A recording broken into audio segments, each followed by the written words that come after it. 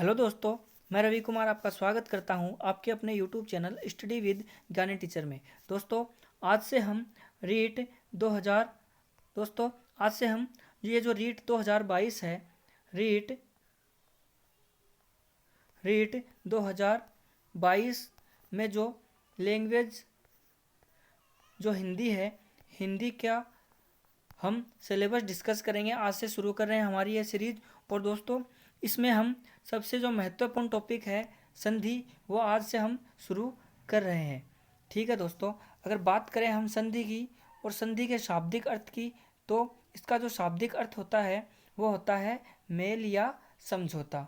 कभी कभी दोस्तों पूछ लिया जाता है कि संधि का विलोम क्या होता है। अगर इसके विलोम की हम बात करें, यानी संधि के विलोम की अगर हम बात करें, तो इसका विलोम होता है विग्रह विग्रह विग्रह या विच्छेद।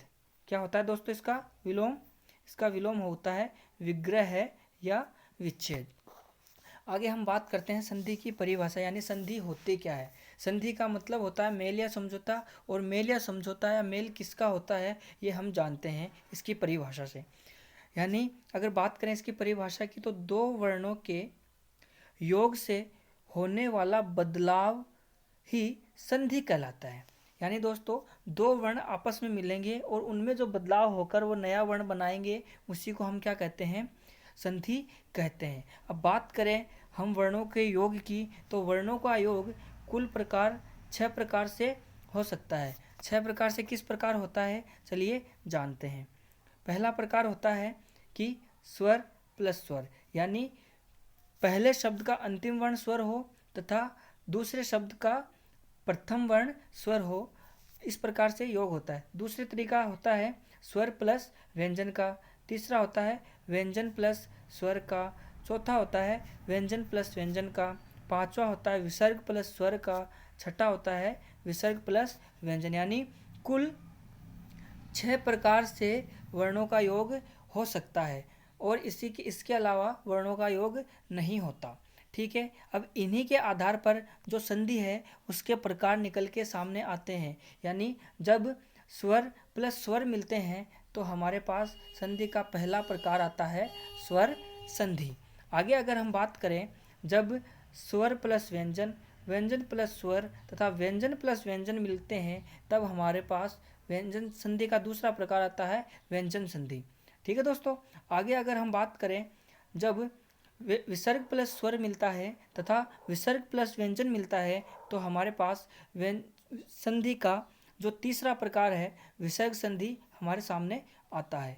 दोस्तों, हम शुरू से इनको पढ़ेंगे। आज हम शुरू करते हैं स्वर संधि और जानेंगे कि स्वर संधि क्या होती है और किस प्रकार से ये बनती है। तो चलिए दोस्तों, चलते हैं आगे। आगे अगर हम बात करें स्वर संधि की, इसकी परिभाषा की बात करें, तो दोस्तों, स्वर के साथ स्वर के योग से होने वाला बदलाव ही स्वर संधि कहलाता है। यानी इसकी सबसे महत्वपूर्ण विशेषता यही है या कंडीशन यही है कि इसमें पहला भी स्वर होगा और बाद में भी क्या होगा दोस्तों?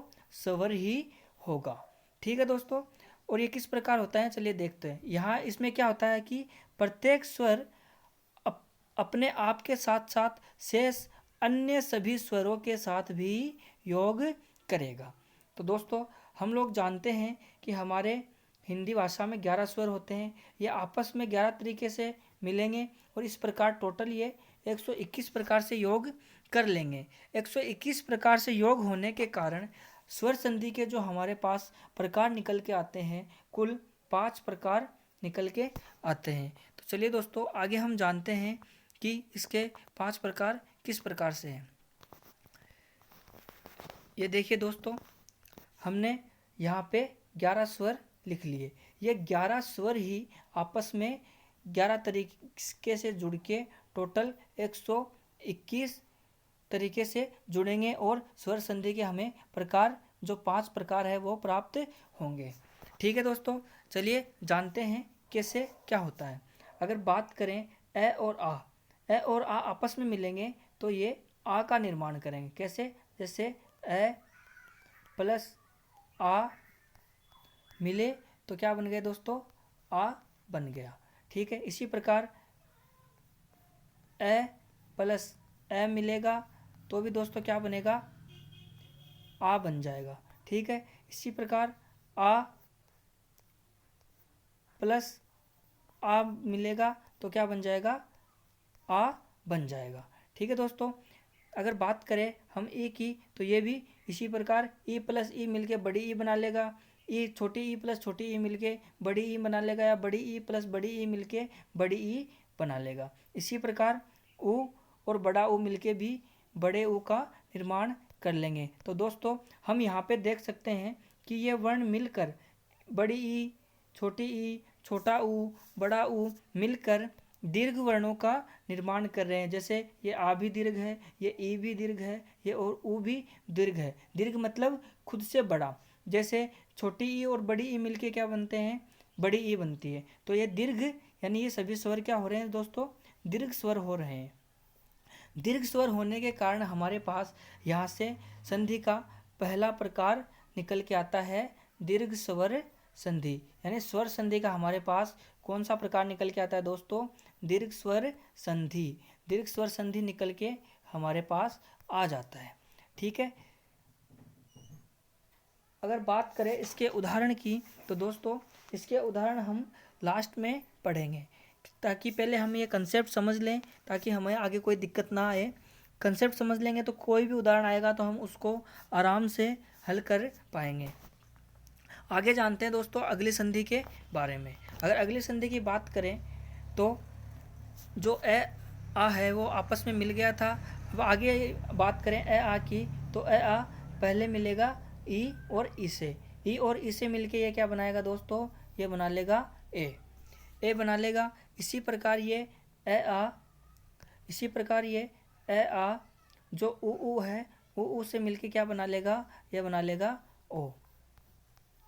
ठीक है, ओ बना लेगा। अगर आगे हम बात करें इसी प्रकार से ये ए आ री से मिलके, री से जब मिलेगा तो दोस्तों ये बना लेगा अर बना लेगा। ये ए आ के विभिन्न प्रकार से मिलने पे जो हमारे पास वर्ण बनते हैं, जैसे ए आ ई से मिलेगा तो हमारे पास बनेगा ए आ ऊ से मिलेगा तो हमारे पास बनेगा ओ, और ए आ री से मिलेगा तो हमारे पास बनेगा अर। इस प्रकार जो हमारे पास संधि का जो दूसरा प्रकार आता है वो दोस्तों गुण संधि होती है। आगे इसी प्रकार हम आगे बात करते हैं कि आगे क्या होता है दोस्तों।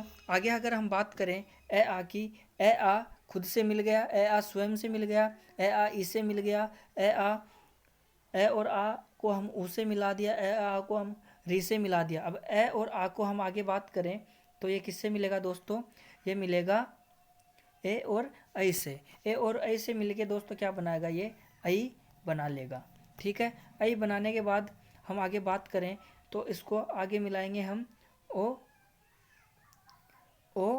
और औ से। आगे हम इसको मिलाएंगे ओ और औ से तो ये क्या बना लेगा दोस्तों, ये बना लेगा ओ औ बना लेगा दोस्तों।